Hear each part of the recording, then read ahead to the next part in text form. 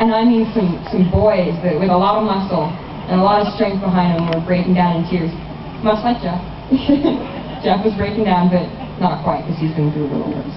And it was right around the time in my life when things were pretty much starting to look hopeless again. So you'd think that I'm going to sit here and say it was such an eye-opening experience, and it was, but it didn't affect me until a few years later.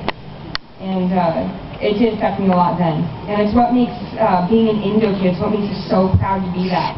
Because all of the other high schools out there, not all of them, but so many people that you run into will tell you that it's such a cross to bear and such a burden to have the title of an Indo kid, but it's not. I mean, we all accomplished the same thing. We really did. Everyone graduated. Some of us were too sick to get out of our hospital bed for 3/4 of the year. Some of us were in juvie for whatever reason. Some of us were at home trying to start families. But in the end, we're right here. Some of us are getting kind of antsy. So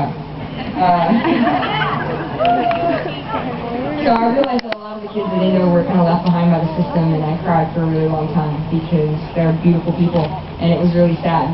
But then I got over it because this is our system. They're not leaving us behind. They're kind of coming along, picking up the broken pieces and putting us back together. And that's what made Indo really intense and really worth it. So I keep going back to drugs. I don't mean to alienate the people who stayed away from them entirely, but they had a fairly legitimate effect on the majority of our student body.